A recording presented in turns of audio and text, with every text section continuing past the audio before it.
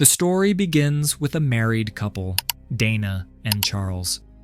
Dana is a professional photographer, while Charles is a musician. They've been married for 2 years and truly love each other. They're happy together and, until now, had no plans for kids because they wanted to focus on their relationship and enjoy their time together. At the start, we see them reminiscing about the early days of their marriage. Recently, Charles has been planning to go on a 6-month tour with his band. Before he leaves, he and Dana decide to take a short trip together to spend some quality time. However, they haven't decided where to go yet. One night, Dana brings up the idea of visiting the forest where Charles had proposed to her. She tells Charles she had a dream about that forest the previous night. Charles agrees to the idea. Suddenly, Dana rushes to the bathroom, pretending she wants to take a shower, but in reality, she feels sick and vomits, something she doesn't want Charles to find out. She even turns on the water and plays music to hide the sound. She's trying to keep her condition a secret because she doesn't want to cancel the trip. While Dana is in the bathroom, Charles picks up her camera and notices most of the photos are of children, which surprises him. Before leaving, Charles secretly packs a gun, thinking it might be necessary for safety since they are going into the forest. When Dana is ready, Charles gives her an anniversary gift, a compass. On the back of the compass, he has written a sweet message for her. They pack their essential items and set off. While driving, Charles tells Dana she should try making more friends, as he has noticed she's been sad lately. Dana, meanwhile, looks at her camera again and sees the photos of children. She suggests that after returning from this trip, they should talk seriously about having a baby. Charles hesitates and says they probably need more time together before starting a family. Dana realizes he isn't ready yet and changes the topic. Dana then asks Charles if he reserved a boat since the forest they plan to visit is across a lake. Charles had forgotten, but luckily they stop at a small shop along the way where he books a boat. While Charles is inside, Dana waits outside and takes photos. She notices some hunters loading equipment into a truck. Then, on a nearby wall, she sees missing posters of a woman. What shocks her most is that the woman was pregnant. Charles comes back, and they continue toward the lake. They leave their car and meet the boatman waiting for them. With their luggage, they get into the boat and enjoy the peaceful ride across the lake, finally reaching the forest. After the boatman leaves, they start hiking deeper into the woods. It's a quiet, isolated place. Dana feels sick again, but tries to hide it from Charles so he doesn't worry. They keep moving, unaware that a backpack is lying under a tree nearby, something the audience notices, but the couple misses. Finally, they set up their camp, ready to spend the night, unaware of the strange and dark events waiting for them. That night, Dana and Charles lie together in their tent, chatting before sleep. Charles soon drifts off, but Dana can't fall asleep.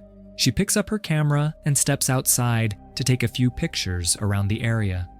Later, while checking those photos, she notices something strange behind a tree, a shape that looks almost like a figure. Dana tells Charles about it, but he dismisses her worry, saying it's probably just a tree. He tries to comfort her and suggests she get some sleep. Still uneasy, Dana quietly steps out again to check for anything unusual, but she doesn't see anything and eventually returns to the tent to rest.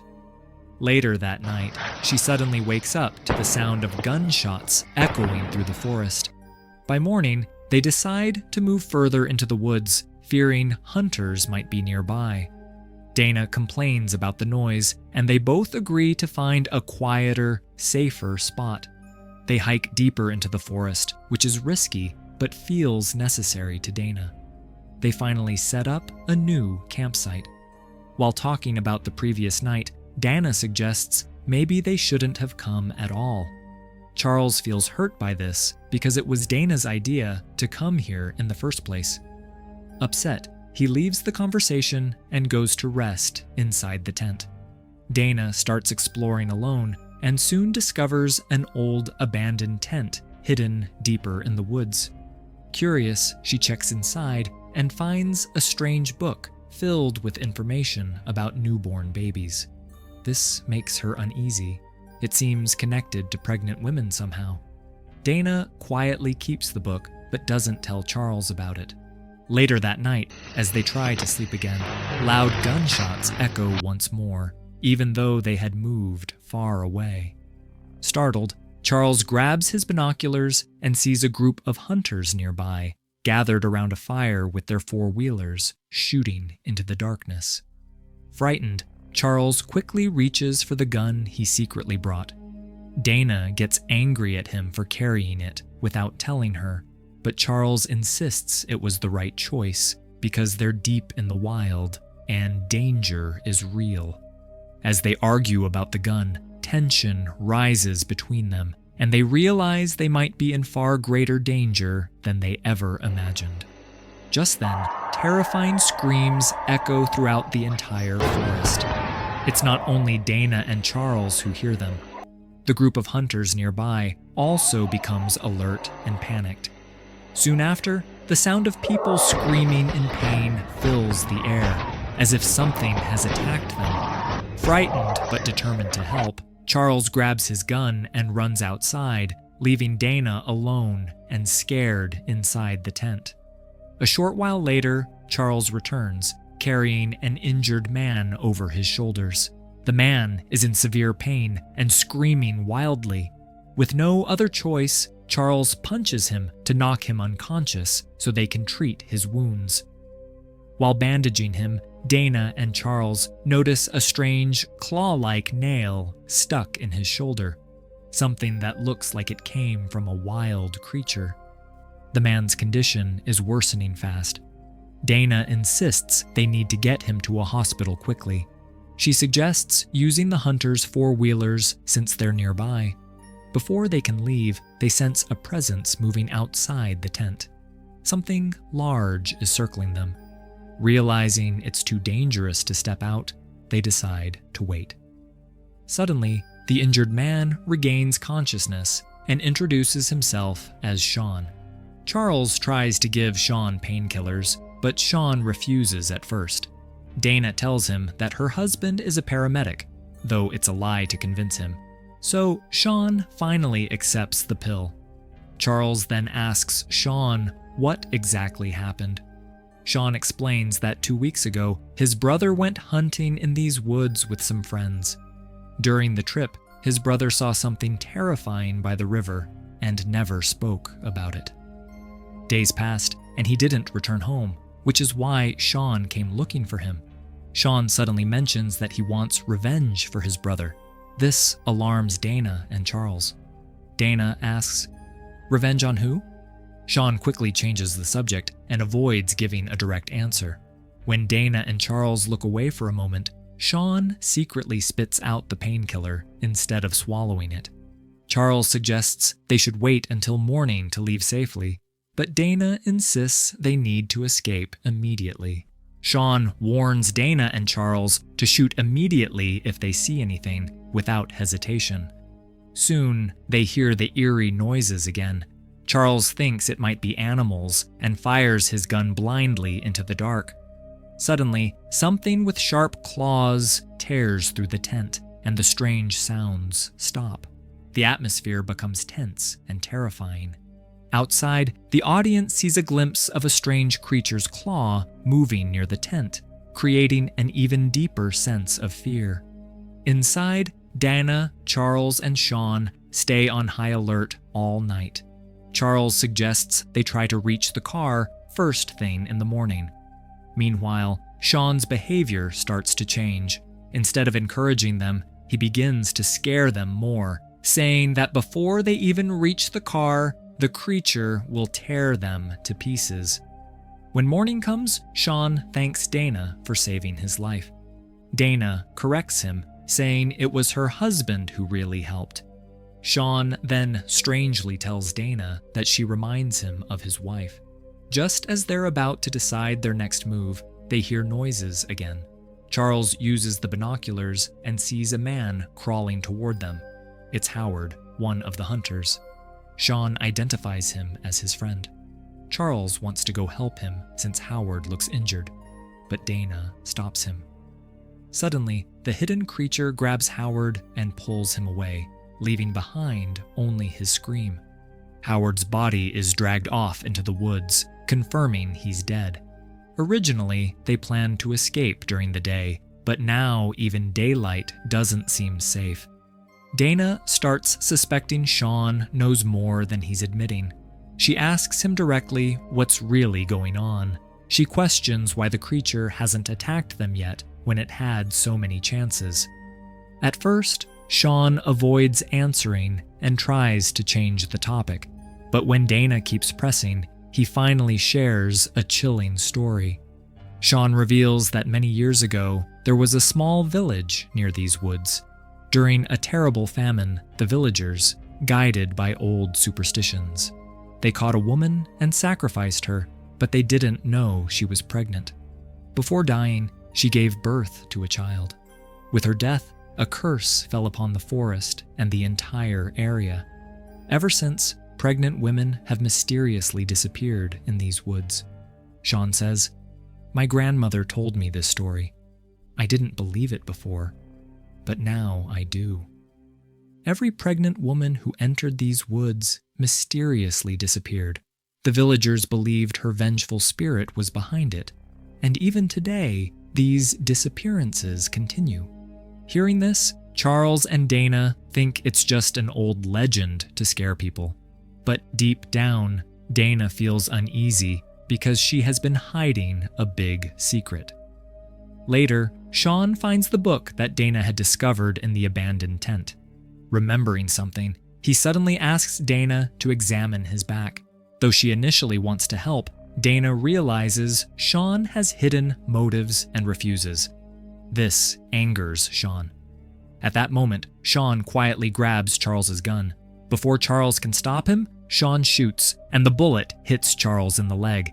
Sean then points the gun at Dana and orders her to guide him somewhere, leaving Dana confused and scared. Sean finally reveals the truth. The creature hasn't attacked them because Dana is pregnant. It came specifically for her. Hearing this, Charles is shocked, but Dana admits it's true. She had kept her pregnancy a secret because she had been considering an abortion and didn't want to hurt Charles. However, now she has decided she wants to keep the baby. Dana tries to convince Sean to let Charles come with them, but Sean refuses and threatens to kill Charles. Furious, Dana attacks Sean, manages to grab the gun, and wounds him with the strange claw they had found earlier. She drags him outside and ties him up securely. Dana rushes back to Charles and bandages his leg to stop the bleeding. Charles, too weak to move, tells Dana to run to safety and bring back help if she survives. When Dana steps outside, she realizes Sean has escaped. Meanwhile, we see Sean hiding under his friend's body, waiting. Dana arms herself and prepares to face the creature. When the creature appears from behind a tree, Dana suddenly changes. She feels a deep maternal connection to it and drops her gun. Charles, seeing the danger, picks up the gun and shoots the creature dead. He urges Dana to run toward the car. Dana makes it to the car, but finds it stuck in mud, surrounded by dead bodies. As the creature dies, many other forest demons awaken. Dana notices that one of them is wearing a ring identical to Sean's, revealing his connection to them. She runs back into the tent, and as soon as she's inside, all the creatures mysteriously retreat. But now, Dana begins to feel intense pain. The baby inside her, affected by the demon's touch, is ready to come into the world. Charles realizes that Dana is changing and slowly turning into one of the forest demons. Despite this, he comforts her and promises to try to be a good father. At that moment, Sean storms into the tent holding a gun. He demands Dana take him to the demons, believing they will return his lost family. The truth finally comes out. Sean wasn't searching for his brother, but for his wife, who vanished here while pregnant after hearing mysterious voices. He believes their young daughter is still alive with the demons. Sean threatens Dana, thinking the demons won't harm him if she helps, but before he can act, a demon suddenly grabs him and drags him away. Dana uses this chance to help Charles escape the tent. Outside, Dana collapses from the pain.